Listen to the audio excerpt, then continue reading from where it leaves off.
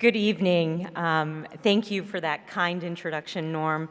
I'm so excited to be here with all of you, especially since I understand this is Trade's Winter Prom. Is that right? I also want to thank everyone at the NFTC and its foundation, including Leslie Griffin, Secretary Gutierrez, and Rufus Yerxa. I'm so honored to receive this award, especially because it comes from such a respected organization whose work has never been more important. I'll do my best to try to live up to the generous compliment that you paid me tonight. I also want to thank my fellow awardees, Congressman LaHood and Senator Portman, for their leadership. To reintroduce myself, I'm Congresswoman Stephanie Murphy, and I represent an Orlando area district that's about a third Democrat, a third Republican, and a third independent. So that makes me bipartisan by nature, which is good because the nature of my district demands it. And I think it's also the best way to get things done. Florida is highly dependent on international trade. Trade supports about 2.4 million jobs in the state, and Florida exports over $50 billion in goods and $40 billion in services. And about 30,000 Florida companies import products.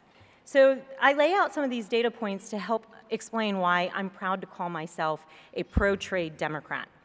To be clear, I don't support free trade.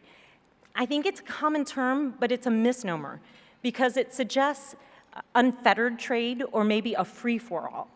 I believe trade in goods and services is vital to advancing America's economic and security interest. And I believe protectionist measures are more likely to result in self-harm than self-preservation. I support a trading system that is rules-based. And these rules should help ensure U.S. companies rise or fall on their own merits, and they don't have to compete on an unfair playing field with foreign-based companies that mistreat workers, pollute the environment, steal intellectual property, or receive excessive government support. For me, being pro-trade means supporting trade in both principle and in practice, and pushing for it to be more expansive and more equitable. As everyone in this room, I'm sure, is aware, I think we're standing at a pivotal and precarious moment for global trade. The politics of trade have always been complex, but the era we've entered feels unique and, quite frankly, uniquely troubling.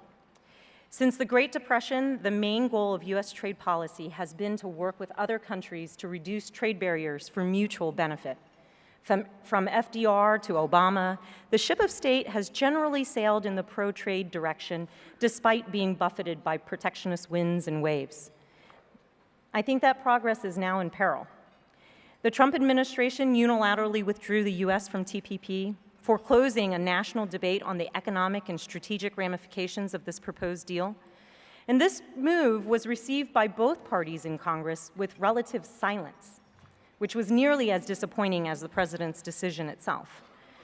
The administration has also made unprecedented use of tariffs to respond to a broad spectrum of economic and foreign policy challenges, punishing American businesses and consumers in the process. Although previous presidents have used tools like Section 232 and Section 301, no president has used the tariff weapon as frequently, with as little buy-in from Congress, or with as much disregard for the economic cost to hardworking Americans as this current president. Even though the agricultural, manufacturing, technology, and retail sectors are being hammered by tariffs and counter-tariffs, the response from the leaders in these industries has been remarkably quiet. I think their reticence appears to be rooted in a fear that speaking up could cause President Trump to lash out via Twitter, like he did at Harley-Davidson. And this culture of fear has real consequences. It's obscured the true impact of the tariffs, and it's reduced the political pressure on the president and Congress to find a solution. You know, the signs of an approaching storm are evident not only from what we are seeing, but also from what we're not seeing. National leaders haven't approved a new trade agreement since our bilateral deals with Panama, Colombia, and South Korea in 2011. And on average, only a quarter of the House Democrats voted for these pacts. The effort to modernize NAFTA has been painfully slow, both for policy and political reasons, even though observers agree that USMCA is far better for American workers than the status quo. And in the meantime, while we here in the US struggle and stagnate, our key trading partners are pressing forward. The 11 TPP countries signed an agreement without us that puts our importers and exporters at a competitive disadvantage. And the EU signed 3 large deals with Canada, Japan, and 4 South American nations. Meanwhile, China is dramatically expanding its economic relationships with other countries, and it's doing so on its own terms, through agreements that don't incorporate strong labor or environmental provisions. And every trade deal that evolves without the United States at the table is rewiring the global trade system in a way that does not reflect American values or advance American interests. Taken together, the evidence suggests the US is at risk of entering a new yet retrograde period in our trade history, one in which the principle of reciprocity is in retreat, the goal of restriction is on the rise, and the rhetoric of economic nationalism reigns supreme. And all of this is happening at a time when our economy is strong and unemployment is low. If our economy weakens and economic anxiety rises, that anti-trade storm on the horizon could become a hurricane. I think we're at an important Article I moment. A look at history reveals that efforts to reduce trade barriers and resist protectionist policies have always depended on presidential leadership. And in its absence, pro-trade forces in Congress need to step up. Specifically, we need to make a clear case for trade, especially to the skeptics. And our case must center on the American worker. Expanding the export of goods and services supports good jobs and strengthens the middle class. Workers are also consumers, and imports reduce prices and increase choice for American families. American firms, workers, and consumers bear a heavy burden when our government imposes tariffs on imports and foreign governments impose retaliatory tariffs on our exports. Beyond its economic benefits, trade promotes our national security. I used to work at the Department of Defense, and we had an old adage that, nations that trade with each other tend not to bomb each other. Countries that participate in a rules-based global trading system tend to be more prosperous, more peaceful, and less susceptible to terrorism and other forms of extremism. Deepening our economic ties in Asia, as TPP would have done, serves as a counterweight to China. Strengthening our trading relationship with the EU, as TTIP would do, undermines Russia's efforts to divide us.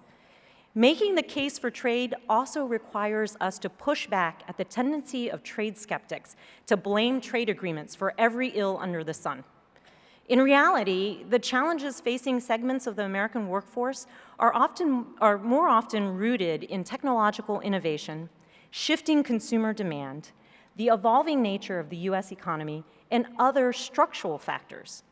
We should not be silent in the face of such scapegoating, but nor should we be indifferent to the need to help American workers adapt to these challenges. I believe that pro-trade members of Congress have a public platform, we have oversight authority, and we have the power to legislate, and we should use all of those tools.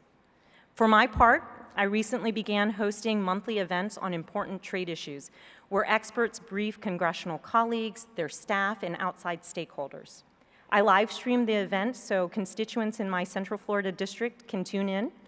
Last month, I organized a briefing on the US-China trade conflict that raised important questions about the effectiveness of the administration's strategy.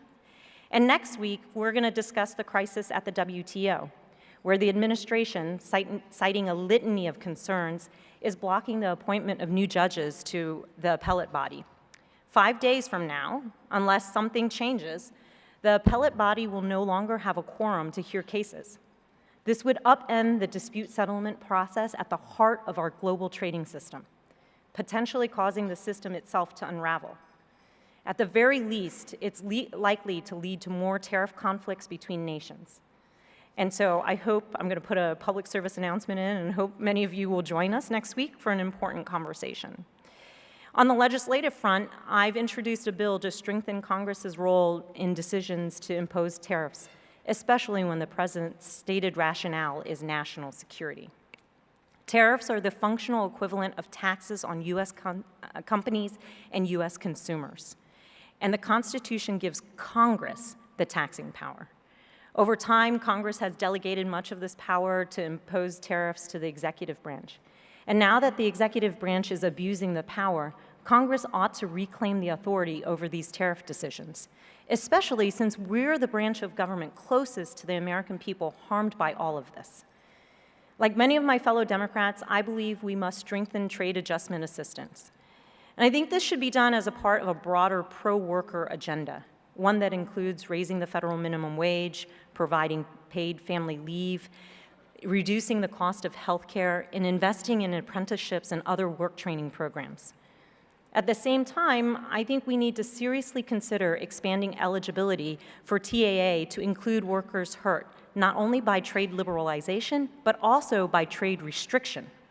The current rules perpetuate this notion that American workers are victims of the former and not the latter, which is inaccurate. And I'll close with this point. While it's important for pro-trade members of Congress to use our public platform, conduct oversight, and file legislation, it's also just as important for us to show political courage. For Republicans, this means speaking out when they believe the president gets it wrong. For Democrats, it means standing up to forces within our own party whose opposition to trade is reflexive rather than reflective. We were all elected to put people over partisan politics, and it's well timed that we live up to that responsibility. Thank you, and I hope you have a wonderful evening.